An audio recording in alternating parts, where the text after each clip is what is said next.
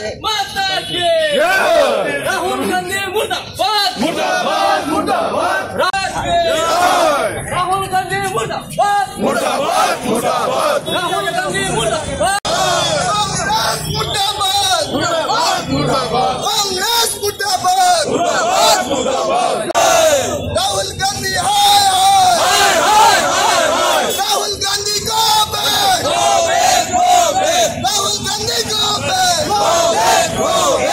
BJP जिंदाबाद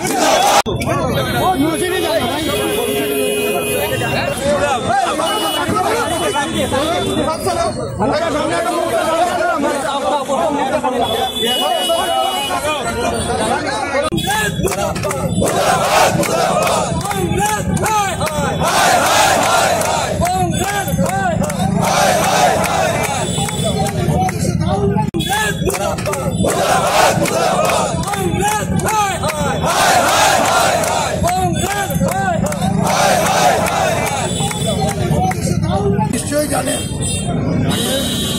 কংগ্রেসের সর্বভারতীয় নেতা ওনাকে বলা হয়, কিন্তু বাস্তবে উনি নেতা নন। ওনার যে কথাবার্তা শুনেছি আমরা রাহুল গান্ধী, উনি যেভাবে বলেছেন যে আমাদের মুখ্যমন্ত্রীকে জেলে নেবেন, ওনাদের মনে নেই যে ওনার যখন সরকার চলেছিল বিভিন্ন মন্ত্রী এবং ওনাদের প্রধানমন্ত্রী পর্যন্ত জেলে গেছেন এবং উনিও একটা বেইলে আছেন। আমরা জানি ওনারও কোনদিন জেল হবে, এটার অপেক্ষা করুন। অযথা আমাদের মুখ্যমন্ত্রীকে বলে আমাদের মুখ্যমন্ত্রী নিষ্কলঙ্ক মুখ্যমন্ত্রী, প্রশংসিত মুখ্যমন্ত্রী, সমস্ত ভারতবর্ষের বুকে ওনার প্রশংসার যোগ্য যেভাবে আসামে কাজ করেছে। আর খড়গে সাহেব এসেও এখানে বলেছেন যে যারা উচ্ছেদকারীদের উনি বাসস্থান দেবেন। আমি ওনাকে বলবো এখানে প্রমাণ হয় যে কংগ্রেস আজকালের দিনে যেটা আমরা দেখেছি বাংলাদেশের মদতপুষ্ট এবং রোহিঙ্গাদের মদত করার জন্য ওনারা চেষ্টা করে গেছেন আগের দিনে, এখনো করছেন। আমি অনুরোধ করব যে সরকারি জমিন যারা দখল করেন, যারা সরকারি সম্পত্তিকে আত্মসাৎ করেছেন, তার বিরুদ্ধে আমাদের সরকার লড়াই করছে।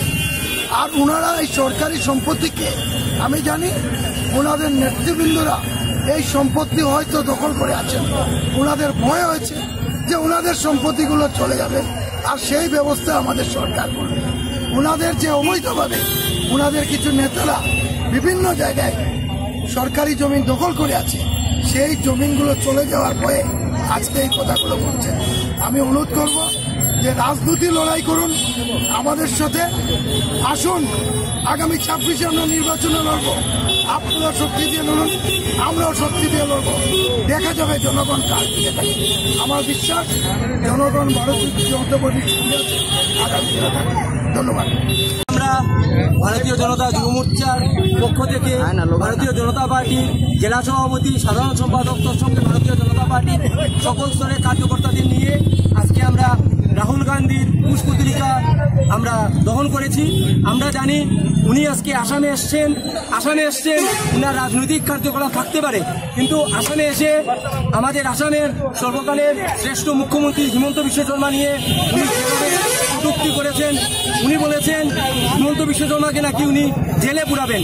কিন্তু উনার জানা দরকার উনি নিজে আছেন, পেরোলে উনি আছেন, হেরাল কেলেঙ্কারি বলুন আরো অনেক কেলেঙ্কারির মাধ্যমে পুরো দেশের মধ্যে উনার নামে কেস ফাইল হয়েছে, উনি জামিনে এখন আছেন।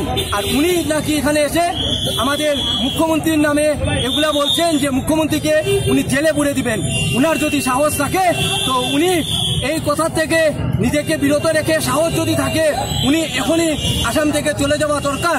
উনার সাহস নেই, রাজনৈতিকভাবে লড়াই করতে পারছেন না বলে আমাদের সর্বকালের শ্রেষ্ঠ মুখ্যমন্ত্রীর নামে এই অপবাদ দিচ্ছেন এবং ধমকি দিচ্ছেন যে উনি নাকি জেলে পুরে দিবেন।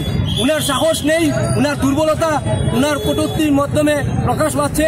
হিমন্ত বিশ্ব শর্মাধীন নেতৃত্বাধীন সরকার আসামের যে উন্নতি সাধন করছে তা দেখে উনারা ঈর্ষান্বিত। উনাদের প্রদেশ সভাপতি যিনি এখনো ইন্ডিয়ান সিটিজেন কিনা তা প্রকাশ হয়নি, কিন্তু উনার রাষ্ট্রীয় সভাপতি উনারা এসছেন, উনারের রাষ্ট্রীয় নেতা এখানে এসে বলছেন আমাদের মুখ্যমন্ত্রীকে জেলে পুরে দিবেন। উনি জানেন না বোধহয় যে উনি যে নিজে বেইলে আছেন উনাদের তো কর্তব্য কয়েকদিন পরে পরে, উনাদের দায়িত্ব কর্তব্য একই, উনাদের কয়েকদিন পরে পরে ইতালি যাওয়া, ইতালি ঘুরে আসা। কিন্তু ভারতবর্ষের মাটিতে থেকে ভারতবর্ষের জনগণের স্বার্থে কিছু করার যারা কাজ করছে, উনাদের বিরোধিতা করা উনাদের দায়িত্ব। উনারা এই কাজ করে আসছেন দীর্ঘদিন থেকে।